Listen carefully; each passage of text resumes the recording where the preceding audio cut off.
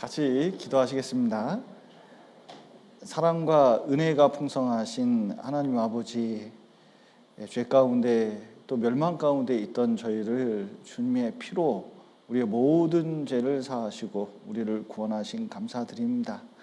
우리에게 2024년도를 주시고 또 주를 위해 살아갈 기회를 주심을 감사드립니다. 우리 1월 달에 있는 은장의 집회, 초등부 집회, 대집회 있습니다. 함께 해주시고 또 많은 분들이 구원함을 받고 또 하나님께 영광 돌릴 수 있도록 도와주시옵소서. 또 주의 일에 힘쓰는 우리 형제 자매님들 함께 해주시고 은혜를 베풀어 주시고 삶 가운데 여러 고난과 어려움이 있지만 주님 의지하고 이겨낼 수 있도록 도와주시고 또 주님께 힘을 얻어 이 세상 살아갈 수 있도록 도와주시옵소서. 또 오늘 구역 모임으로 모였습니다. 함께 해주시고 주의 은혜를 나눌 수 있도록 도와주시옵소서. 교제의 시종 주님께 맡기며 예수님 이름으로 기도드렸습니다. 아멘. 구역 모임 때는 요한복음을 배우고 있습니다. 요한복음 7장 1절부터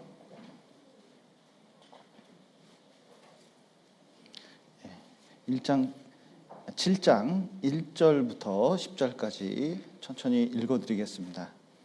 요한복음 신약성경 155페이지 요한복음 7장 1절부터 10절까지의 내용을 천천히 제가 읽어드리겠습니다. 이후에 예수께서 갈릴리에서 다니시고 유대에서 다니려 아니하심은 유대인들이 죽이려 함이로라. 유대인의 명절인 초막절이 가까운지라 그 형제들이 예수께 이르되 당신의 행하는 일을 제자들도 보게 여기를 떠나 유대로 가소서. 스스로 나타내기를 구하면서 묻혀서 일하는 사람이 없나니 이 일을 행하려 하거든 자신을 세상에 나타내소서 하니 이는 그 형제들이라도 예수를 믿지 아니함이러라. 예수께서 가라사대 내 때는 아직 이르지 아니하였거니와 너희 때는 늘 준비되어 있느니라. 세상이 너희를 미워하지 못하되 나를 미워하나니 이는 내가 세상의 행사를 악하다 증거함이라. 너희는 명절에 올라가라. 나는 내 때가 아직 차지 못하였으니 이 명절에 아직 올라가지 아니하겠노라. 이 말씀을 하시고 갈릴리에 머물러 계시니라. 그 형제들이 명절에 올라간 후에 자기도 올라가시되 나타내지 않고 비밀이 하시니라. 여기 1절에 보면 이후에 이렇게 이제 표현됐는데 요한복음 6장에 오병이어의 기적이 이제 나타나 있습니다. 그 이후에 이제 초막절이 가까울 때 일어난 사건입니다. 지금 오병이어의 사건은 6월절 근처 때 일어났거든요. 그러니까 이제 6월절은 유대의 달력으로 1월 달에 있고 초막절은 6월 달에 있습니다. 그러니까 6개월 차가 나거든요. 그러니까 우리나라 달력으로는 6월절이 3월, 이제 부활절하고 겹치잖아요. 그러니까 3월, 4월에 있고 그리고 초막절은 6개월 차이니까 10월 달쯤에 있습니다. 그래서 이 절기 때는 이제 초막을 지금도 지내고 있습니다. 이게 집이 있는데 옆에다가 초막을 만듭니다. 그래서 나뭇가지나 이런 것으로 이렇게 어설프게 이제 이 텐트를 쳐가지고, 그러니까 나무 텐트죠. 이렇게 이제 텐트를 쳐가지고 그 안에서 이제 광야에서 생활했던 것처럼 그때 먹던 것을 먹고 일주일 동안 지내는 풍습이 아직도 지키고 있더라고요. 그 참 신기했습니다. 그런데 이제 초막절은 광야에서 하나님께서 자기를 이끌어 가지고 지금까지 이끌어 오신 것에 대한 감사하는 마음으로 지내는 절기, 유대인의 3대 절기 중에 하나입니다. 그래서 이 광야 같은 세상 진짜 갈증나고 그리고 참 만족이 없고 그리고 뱀과 정갈이 있고 그 죽음이 언제 찾아올지 모르는 그곳. 그래서 그곳에서 하나님께서 불과 구름 기둥으로 그 무리 가운데 역사하셔서 이끌지 않았다면 유대인들은 아마 하나도 남지 않았을 거예요. 그런데 그것을 통각해 했는데 그것은 어떤 모형이냐면 우리가 구원받고 천성에 들어갈 때까지 하나님께서는 우리를 인도하셔서 끝까지 들어가게 하십니다. 그리고 이 초막절은 이 광야 생활하면서 항상 유대인들은 무엇을 바라봤을까요? 광야 생활하면 정말 하고 싶은 게 뭘까요? 저희 여기 좀 세상에 살다 보니까 힘들고 어려운 게 많으시잖아요. 그러면 항상 마음속에 어떤 마음이 있습니까? 이런 분위기는 생각을 못했는데 그 천국에 가고 싶잖아요. 저 천성에 진짜 이 영원한 천국에 들어가는 게 그리스도인의 가장 큰 소망인데 유대인들은 광야 생활하면서 가장 큰 소망이 저 가나안 땅 들어가는 겁니다. 이 지긋지긋한 광야 생활을 끝내고 빨리 저곳에 들어가면 좋겠다. 그러니까 이 초막절은 이 초막에 지내면서 지금 가나안 땅에 들어와서 편안하게 살고 있지만 초막에 지내면서 우리가 사는 이 목적지는 여기가 아니라 영원한 천국임을 기억하는 절기가 초막절이에요. 우리도 이 세상 살면서 여러 고통과 어려움이 있지만 그때마다 생각해야 될 것은 어디가 더 중요해요? 영원한 천국을 바라는. 그리고 이때가 이제 10월 달이기 때문에 우리나라 10월 달에는 절기상 가을이고 추수 때입니다. 그러면은 엄청난 곡식이 나와요. 그러니까 이 추수 때 이 모든 것을 거둬들이게 한 것이 하나님이잖아요. 그 감사한 마음으로 이 초막절을 지내게 되어 있습니다. 그래서 먹을 것이 풍부한 때가 이 초막절이거든요. 거둬들이는 때입니다. 그러니까 절기상 마지막이기 때문에 그래요. 그런데 그때 이제 전 세계에 흩어진 유대인들, 디아스포라라고 그러는데 그 유대인들이 이 유월절, 초막절 되면 전 세계에 모여듭니다. 그러면 이제 요세푸스의 유대인 전쟁사에 보면은 130만 정도가 모였거든요. 많게는 200만까지 모였답니다. 그러니까 예루살렘이 5만 명 정도밖에 안 사는 도시인데 얼마나 많은 진짜 사람들이 일주일 그 많은 기간에 걸쳐서 이제 모여드는지 모릅니다. 그런데 이제 예수님의 동생들이 보니까 답답한 거예요. 뭐가 답답하냐면 6월절 있고 초막절 6월절에 어떤 일을 벌였냐면 오병이어의 기적을 벌이고 많은 사람들이 예수님이 특별한 분이라는 걸 다 알아챘습니다. 그런데 왜 그런 기적을 예루살렘이 아니라 갈릴리에서 하냐는 거예요. 그리고 6개월 동안 있는데 그런 기적을 다 일으키고 다 여럿머리 해가지고 슉 해서 바로 예루살렘으로 쫙 올라가서 예수님이 어떤 분인지 소문 쫙 났으니까 이분을 정치 지도자로 딱 올리자 막 이렇게 했으면 좋겠는데 6개월 동안 이제 복음서를 보면 예수님은 뭘 하셨냐면 갈릴리 주변에서 계속 돌아다니면서 복음만 전했어요. 근데 그것도 답답한 일이 오병이어의 기적이 일어났을 때 얼마나 많은 사람이 구름대까지 자기 따라왔는지 모릅니다.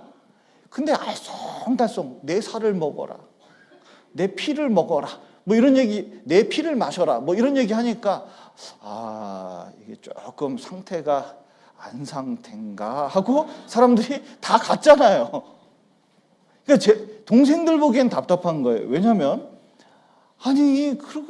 그런 말씀을 하셔가지고 왜 숫자 12명만 딱 남겨두고 6개월 동안 그렇게 하는지 잘 이해가 안 가는 거죠. 그런데 예수님께서 원하시는 것은 숫자일까요? 참 제자일까요? 참으로 이 복음을 깨닫고 전할 사람들을 원하고 있거든요. 이 6개월 동안 이 제자들을 얼마나 훈련시켰는지 몰라요. 그리고 예수님이 어떤 분인지 충분히 가르쳐 주려고 많은 말씀을 제자들에게 하셨습니다. 여러분, 이 교회도 마찬가지입니다. 규모가 커서 성공한 게 아니에요. 정말 참으로 거듭난 사람이 얼마나 있느냐, 구원받은 사람이 하나님 앞에 어떻게 합당하게 생활하고 있느냐, 이것이 훨씬 중요합니다. 그런데 6개월 동안 이제 말씀을 전하면서 유대인들의 잘못에 대해서 이제 많은 것을 지적을 했습니다.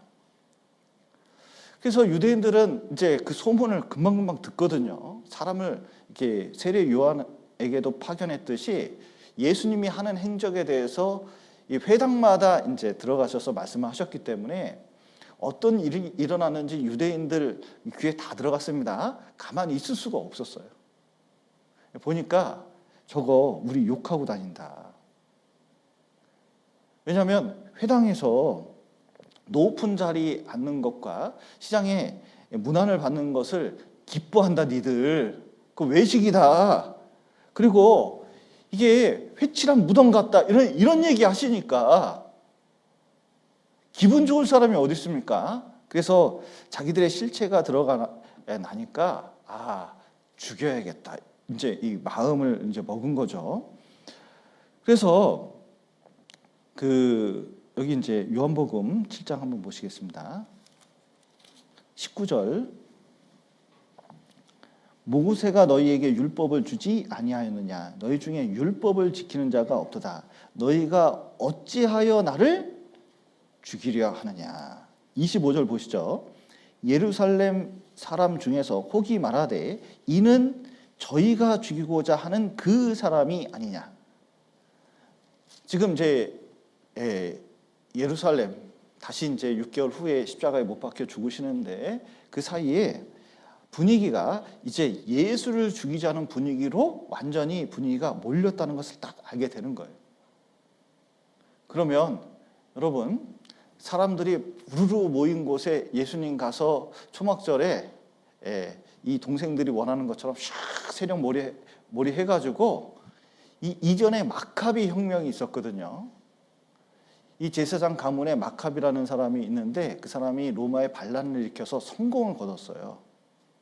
그래서 이 유대인들이 항상 원하는 것은 메시아가 마카비처럼 올 거라고 생각을 했습니다. 그런데 예수님이 하는 기적과 말씀과 능력을 가지고 새 머리를 하면은 진짜 마카비보다 더 할 것 같은 거예요. 그러면 동생들은 그때 옛날엔 가족 중심이었잖아요. 한 자리씩 차지할 수가 있잖아요. 그러니까 정말 그 동생들은 형님 여기 갈릴리 총구석에서 이렇게 하지 말고 예루살렘으로 좀 올라가시죠 좀. 그리고 나타내시죠. 능력을 보여주시죠. 그리고 한번 세력 모아 보시죠. 이런 얘기를 이제 하려고 하는 겁니다. 그런데 잘못하다간 어떻게 돼요? 목에 칼 맞을 수 있어요. 우리나라도 목에 칼 맞는데 예수님은 어떤 일이 생기겠습니까? 왜냐하면 이 정치라는 것 이런 게 되게 무서운 거예요. 특히 죽일 음모까지 꾸몄는데. 그러니까 여기 이제 7장 3절 보시죠. 여기 동생들이 하는 말을 들어보죠.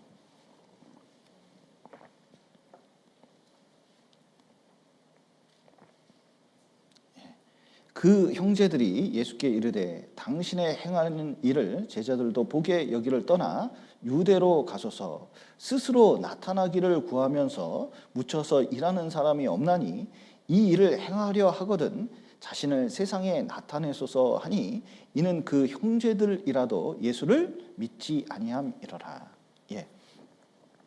예수님께서는 형제가 있었습니다. 예수님은 무조건 장남이죠. 이제 첫째 아들입니다. 근데 남자 동생이 몇 명 있었는지 아셔요? 이거 항상 이게 퀴즈 낼 때는 선물을 가져온다는 게 까먹습니다. 자, 몇 명 있었냐면 4명이 있었습니다. 그 중에 유명한 사람이 야고보서를 쓴 야고보, 유다서를 쓴 유다. 가룟 유다가 아닙니다. 유다. 이 예수님의 친동생들이거든요. 그리고 시몬과 그리고 요셉이라는 동생이 있었고, 그리고 그 누이들도 있었습니다. 가족들이 있었죠. 그러니까 이제 이 예수님을 가족들이 회당에 있을 때 같이 찾아온 경우도 많이 있었거든요. 그런데 이제 갈릴리에 여기서 있지 말고 가능하면 이 기회에 올라가서 말이 태어나면 제주도로 보내고 사람이 태어나면 서울로 보내는데 당신도 이제 예루살렘으로 진출할 때가 됐습니다. 그랬는데 성경에서는 이것을 보고 동생들이 믿음이 없다고 말씀하십니다. 왜 믿음이 없죠? 예수님이 하신 기적을 믿었어요. 기적이 나타난 걸 믿었습니다. 그리고 예수님이 어떤 말씀과 능력이 있는지도 잘 알았어요. 그런데 왜 믿음이 없다고 하죠? 예수님이 아직도 육신의 형으로 알고 있어요. 좀 신기한 형이다. 진짜 착한 형이다. 이렇게 알고 있는 겁니다. 그런데 이스라엘에게 뭘 하려고 하나 보다. 왕이 되려나? 이런 생각을 가지고 있는 겁니다. 그런데 예수님께서 이 땅에 오셔서 십자가에 죽으셔서 우리의 모든 사람들의 죄를 용서하려고 했다는 것을 들으면서도 이해를 못하는 거예요. 그러니까 예수님께서 오신 메시아라는 것을 친동생이면서도 잘 깨닫지 못한 겁니다. 그러니까 항상 뭐만 생각하냐면 예수님이 이 유대 왕이 되면 자기들도 뭔가 옆에서 할 수 있는 일이 있지 않는가 이렇게 생각을 하는 거예요. 여러분이 교회에 오신 목적이 무엇입니까? 왜 오셨죠? 1번 먹는 것 때문에, 2번 사람 많이 사귀려고, 3번 결혼하려고, 4번 사업상, 5번 구원받고 신앙생활 하려고. 어떤 게 정답입니까? 자, 양심껏 솔직히 말해봐요. 그런데 여기 한번 디모데 전서 한번 여기 붙잡으시고 디모데 전서 보시죠. 참 교회에 있다 보면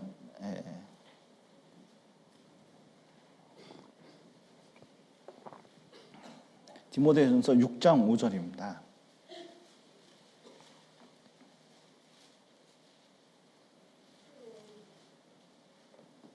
예. 6장 5절 마음이 부패하여지고 진리를 잃어버려 경건을 뭐로 생각한다고요? 이익의 재료로 생각하는 자들의 다툼이 일어나느니라. 여러분, 이 신앙생활을 할 때 어떤 사람은 자꾸 이제 돈이라는 가치관 가지고 이 교회를 바라봅니다. 사람도 돈으로 보는 거예요. 그래서 이게 자꾸 돈으로 보면요, 어떻게 생각되냐면 오토바이 소리도 돈으로 들린대잖아요. 돈 이렇게 간대잖아요. 근데 무슨 돈이 있어서 이 교당을 지었을까부터 시작해가지고 돈이 없으면 신앙생활을 못한다. 이게 모든 게 돈에 사로잡혀가지고 돈이 없으면 처량해지고 돈이 있으면 교만해지고 막 이렇게 이제 변하는 게 있어요. 그런데 우리가 신앙생활을 하고 교회생활을 할 때 여러 가지 일을 할 때 내가 이익을 얻으려고 하는 것이 아닙니다. 만약에 예수님께서 이 땅에서 이익 얻으려고 그러면 언제 결정하시면 되냐면 사단에게 시험 받을 때 사단에 꿍짝꿍짝 3번만 맞춰주면 세상 모든 게 자기 거예요. 배고플 필요 없습니다. 돌덩이 가지고 떡덩이 만들면 되고 뭐 유명해지는 거 간단해요. 성전에 올라가서 한번 뛰어내리면 발을 받쳐가지고 대단해질 겁니다. 그리고 사단에게 절 한번 했으면 세상에 있는 모든 것이 자기 걸로 왔거든요. 그런데 예수님에게는 그게 의미가 있었을까요? 의미가 없었을까요? 의미가 없었어요. 유대인의 왕이 되려고 이 땅에 오신 게 아닙니다. 이 땅에서 정말 자기의 생명을 버려서 우리 죄를 용서하고 우리를 구원하시려고 하는 거거든요. 이 초막철처럼 이 동생들의 요구, 세상의 요구도 있었습니다. 예수님 보고 빨리 왕되라고 하는 사람도 있었거든요.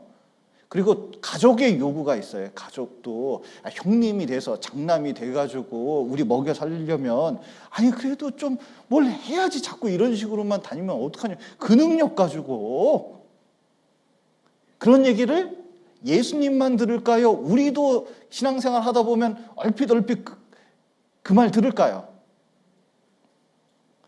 여기 자매님들은 무슨 얘기를 제일 많이 들어요? 가족들한테? 왜 노냐? 요즘에 노는 여자가 어디 있냐? 밖에 나가서 한 푼이라도 벌어야지. 자꾸 신앙생활을 이제 못하게 하는 말을 계속 듣는 거예요. 그런데 그런 세상 요구 속에서 이 구원받은 사람이 이 초막절처럼 이 광야 생활 속에서 어떤 자세를 가져야 되는지 예수님이 보여주십니다. 왜냐하면 그거에 응하지 않았거든요. 동생들의 요구에 응하지 않았으면 거절한 겁니다. 왜냐하면 자, 고린도전서 한번 보시겠습니다. 고린도전서 7장 보시겠습니다. 7장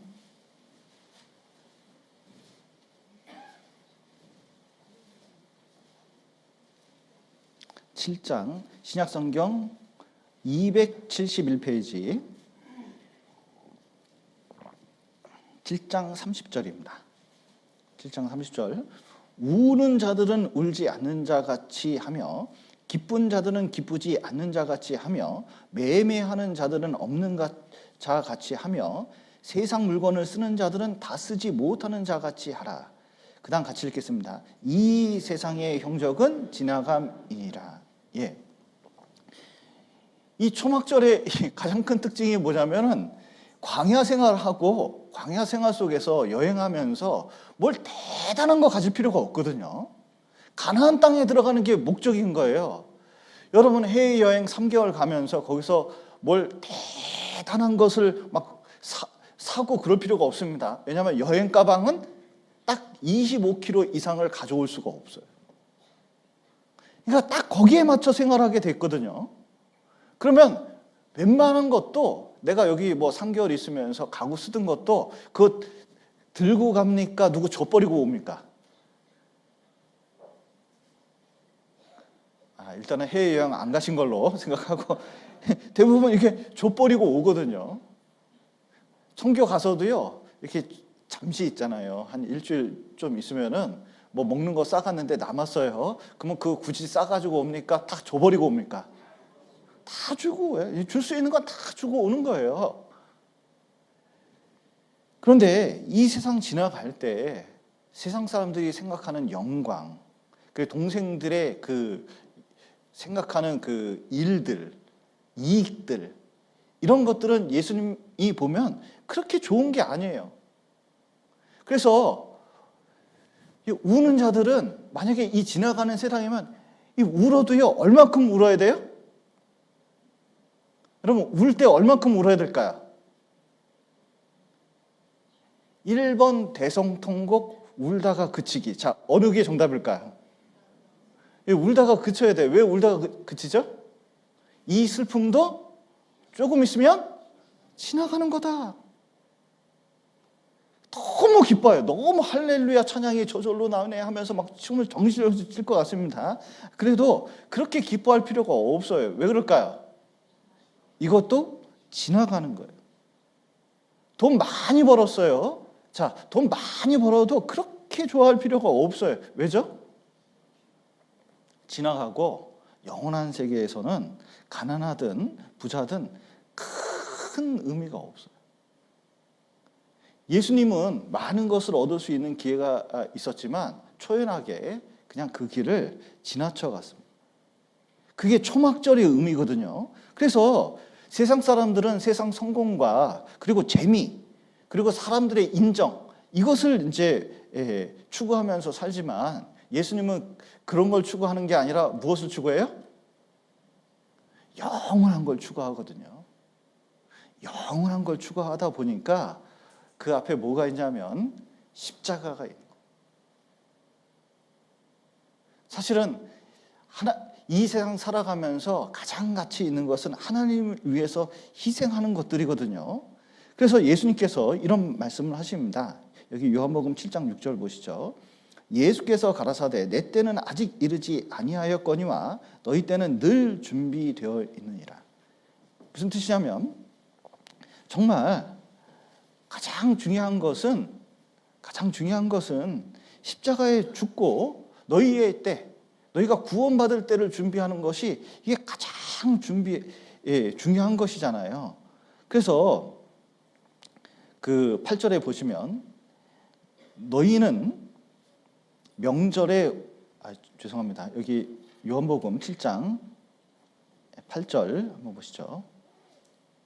7장 8절 너희는 명절에 올라가라.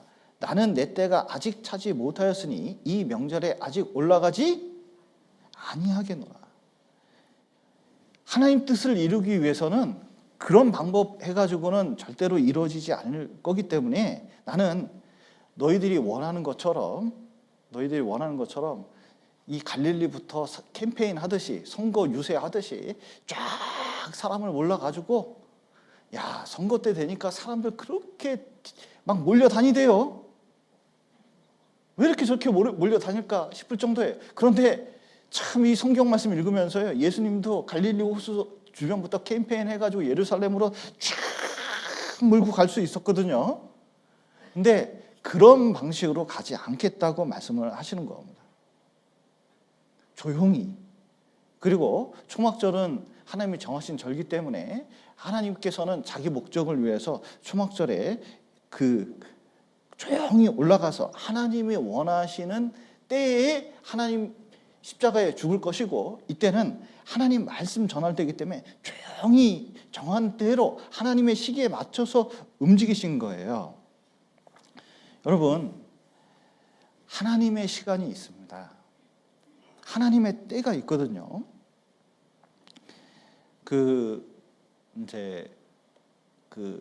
학교 다닐 때 보면은 수업 시간이 있지 않습니까? 그러면은 여기 국어 시간, 음악 시간, 뭐 이렇게 수학 시간 이렇게 있는데, 자, 시간표가 정해지면 오늘 책가방에 책을 뭐 가지고 가야 돼요? 요즘 젊은 사람은 책이 다 학교에 있죠. 우리 때는 어떻게 돼요? 시간표 보고 책을 챙겨 가야 돼요. 그러니까 시간표에 맞춰서 책을 챙겨서 그거 가야 어떻게 해요? 공부를 해요. 책 안 가지고 가면은 선생님께 혼날 뿐만 아니라 이 수업 시간에 뭐 할 게 없어요. 그러니까 그 시간표에 맞춰서 학생들도 공부하고 움직이고, 그리고 또 일찍 끝나면 좋아하고 늦게 끝나면 힘들어하고 그런 거잖아요. 그런데 하나님도 때가 있어요. 그 정해진 시간표가 있습니다. 십자가의 때가 있어요. 그리고 구원할 때가 있어요.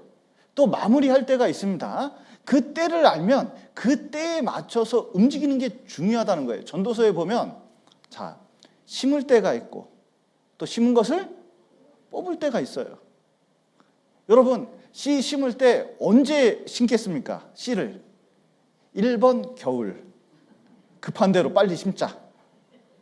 2번 봄, 3번 여름, 4번 가을. 자, 언제일까요? 당연히 봄에 심어야 추수를 가을에 한다는 걸 알잖아요. 그에 따라서 뭐냐면 나는 시기를 맞춰서 기가 막히게 행동해요. 저는 정읍에 와서 깨닫게 됐습니다. 고추 딸 때가 그렇게 중요한지 몰랐어요. 야, 고추 딸 때, 또 김장할 때, 이 등등이 얼마나 중요한지 이 정읍에 와서 깨달았거든요. 그 때가 되면 사람들이 그 때에 맞춰서 행동을 하잖아요. 여러분, 우리는 구원받고 우리는 하나님의 계획 속에 있는 겁니다. 구원받은 사람은 이 세상 살면서 무엇을 알게 되냐면 하나님의 정한 때, 그리고 하나님의 목적을 알게 돼요. 지금은 낮이고 그리고 복음을 전해서 구원받을 때라고 하나님은 말씀하고 계십니다. 그리고 곧 밤이 올 거예요. 그때는 아무 일도 할 수가 없어요. 나중에 우리가 휴고를 당한 다음에 어떤 사람들은 우리 교회에서 말씀을 들었는지 모르겠지만 이 말씀을 찾아다니는 사람도 있을 수 있습니다. 그런데 성령이 떠나고 전도할 사람도 떠난 다음에는 아무리 앞에 십자가 보고 아마 우리 그 유튜브에 우리 전도집회 말씀이 그때까지 남아있을지도 몰라요. 근데 문제는 본다고 깨달을 수 있을까요? 못 깨달을까요? 여러분, 들으면 너무 쉬워서 깨달은 사람 입장에서는 저걸 왜 못 깨달을까 싶잖아요. 그런데 성령이 떠나잖아요. 때가 지나잖아요. 아무리 깨달으려고 깨달을 수가 없어요. 여러분, 방주의 문이 닫혔습니다. 아무리 비가 와서 이제 방주 문이 닫힌 이후에 아무리 두들겨도 문은 열리지 않습니다. 구원의 문도 마찬가지입니다. 하나님이 기회가 있을 때 그때 뭐냐면은 보라, 지금은 은혜 받을 만한 때요. 보라, 지금은 구원의 날이로다. 이렇게 말씀하신 것처럼 지금은 진짜 구원받고 전도할 수 있는 때입니다. 우리에게 기회를 주신 거예요. 여러분, 코로나 3년 지났습니다. 그런데 그때 알게 된 것은 늘 하던 전도 집회, 늘 듣던 말씀, 늘 하던 신앙생활이 기회가 늘 있는 것은 아니에요. 그런데 우리 스케줄표를 하나님의 시간표에 맞추는 게 아니라 늘 우리는 자기의 때, 자기 시간표에 일정을 맞추려고 하는 경우가 많이 있습니다. 그런데 그게 어리석다는 거예요. 왜냐하면 자기 스케줄대로 이렇게 했지만 나중에 보면 하나님 앞에서는 아무런 의미 없는, 동생들은 예루살렘 올라가서 왕 되기를 바랬지만 예수님 보기에는 그거 아무 의미도 없어요. 우리는 당장 하나님이 뭘 해주시길 바라지만 하나님은 정하신 때에 그 문제를 해결해 줍니다. 여기 시편 105편을 한번 보시죠.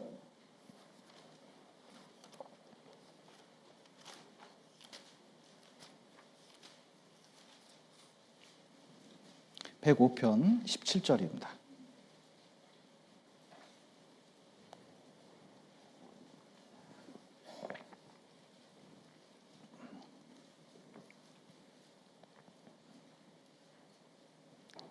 시편 105편 17절부터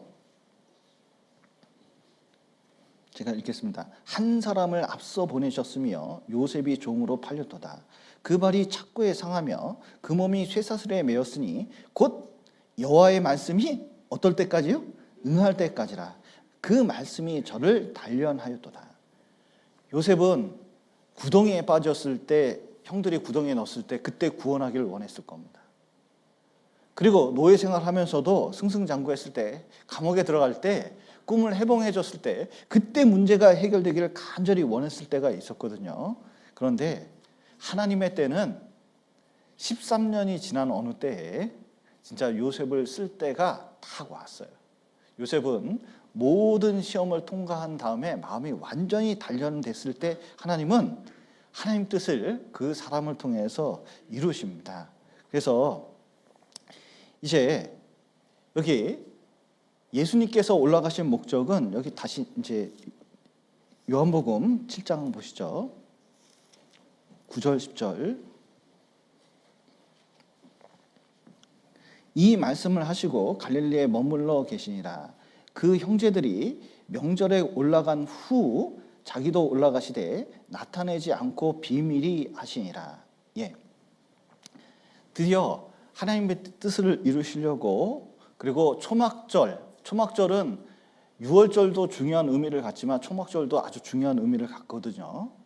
그때 그 초막절의 의미를 되새겨 주려고 이 요한복음 7장에 보면 아주 자세히 말씀하고 계셔요. 그때 비밀이 올라가고 있거든요.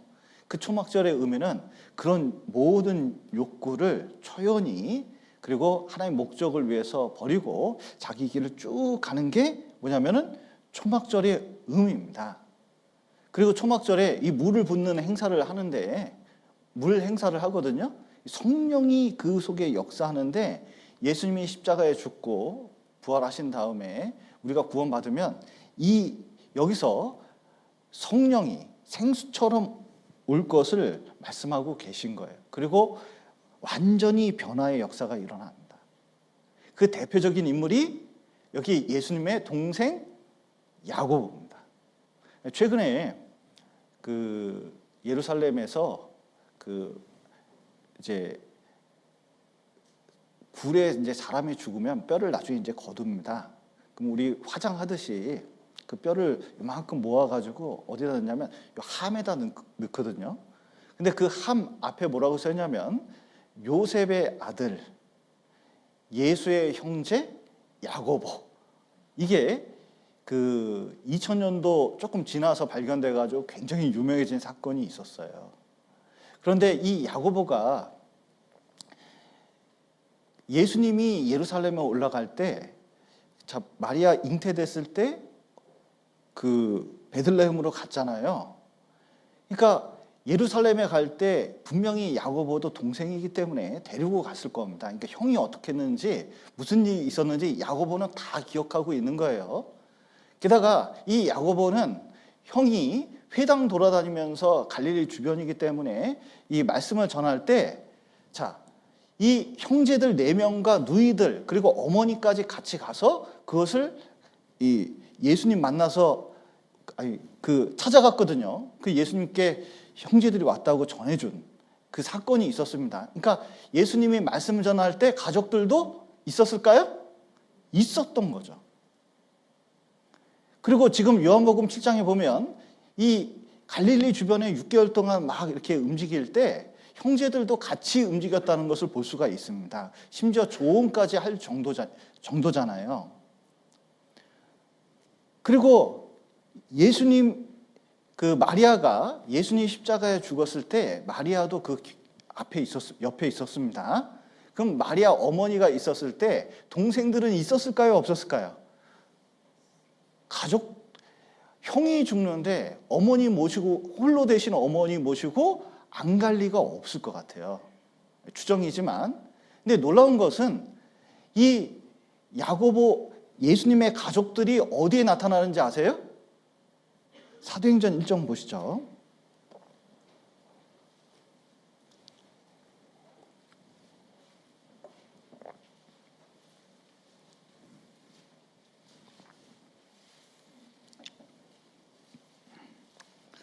예, 13절에 보면 마가의 다락방에 이제 제자들이 모였습니다. 그런데 또 모인 사람들이 여기 언급되고 있습니다. 14절, 사도행전 1장 14절. 여자들과 예수의 모친 마리아와 예수의 누구? 아우들로 더불어 마음을 같이하여 전혀 기도에 힘쓰니라. 이 예루살렘 교회가 맨 처음에 있을 때, 오순절 성령이 임했을 때, 그때 예수의 가족들, 누이들과 형제들이 여기 있었을까요? 없었을까요? 여기 다 있었던 겁니다. 그 다음에는 이 야고보가 완전히 변화를 걷게 되는데, 언제 변화를 걷게 되죠?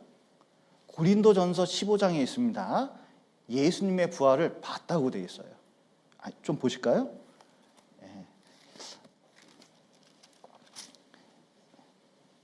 자, 고린도전서 15장 5절부터 읽겠습니다. 5절부터 게바에게 보이시고 후에 12제자에게와 그 후에 500여 형제에게 일시에 보이셨나니 그 중에 지금까지 태반이나 살아 있고 어떤 이는 잠들었으며 그 후에 누구에게 보이셨다고요? 야고보에게 보이셨으며 그 후에 모든 사도에게와, 이렇게 됐는데, 복음서에서는 언급되지 않고 사도행전에서 언급되지 않았지만 이 동생 야고보는 예수님이 부활한 것을 봤어요. 그때 무엇을 깨달았을까요? 예수님이 자기의 그냥 친형 정도가 아닌 거예요. 그리고 사도행전에 보면, 자, 우리 교단의 총회장은 누구시죠?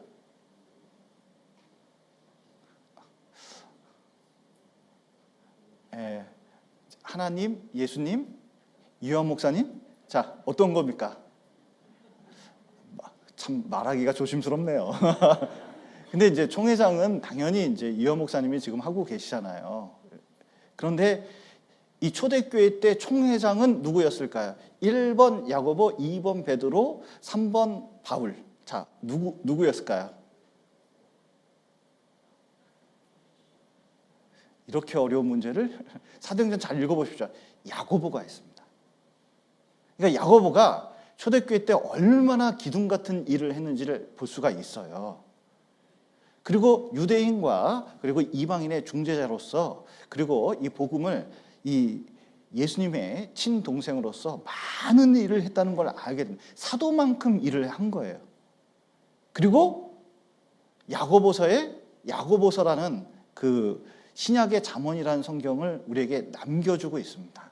그런데 그 야고보서 1장을 한번 보시죠. 자기 자신에 대해서 어떻게 말씀을 하고 있는지 보시죠. 1장 1절.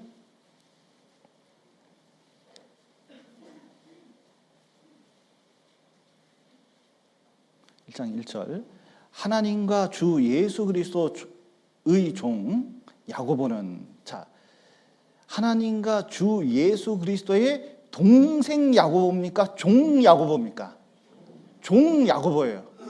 보통 가면 내가 그래도 예수님 동생이야 이럴 수 있는데 종이라 그랬잖아요. 왜 종이라 그랬을까요? 진짜 예수가 누군지 아신 거예요. 자기는 진짜 아무것도 아니라는 걸 알게 된 거예요. 그리고 뭐냐면 흩어져 있는 12지파에게 문안하노라 그랬잖아요. 진짜 광야 생활처럼 핍박받는 이 그리스도인을 향해서 이 편지를 쓴 게 야고보서입니다.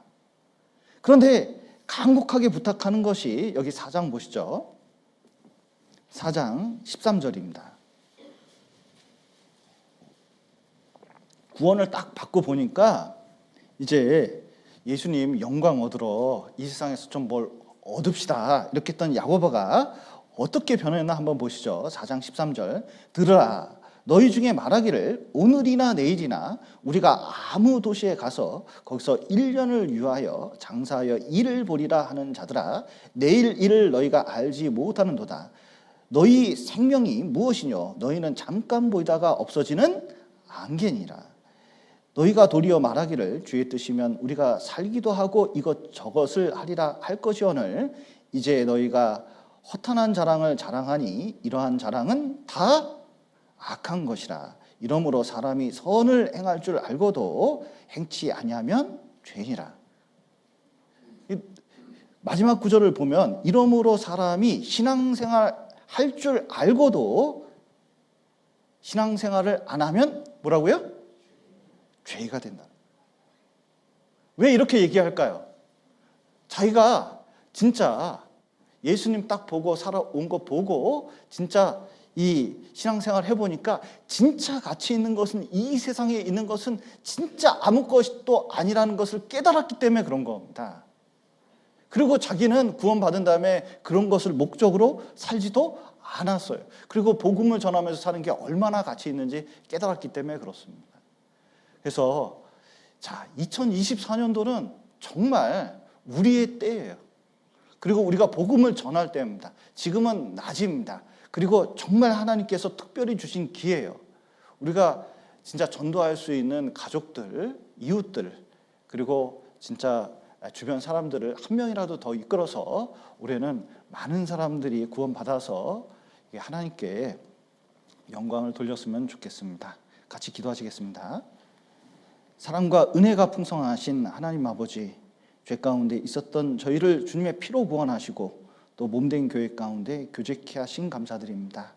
이제 오늘 구역 모임으로 모였습니다. 새로운 구역 모임 함께 해주시고 또 주의 은혜를 나눌 수 있도록 도와주시고 또 내가 속한 구역에서 더욱 하나님의 역사가 나타날 수 있도록 도와주시고 또 주님이 허락하신 이때에 내가 주님을 위해서 조금이라도 더 힘쓸 수 있도록 도와주시옵소서.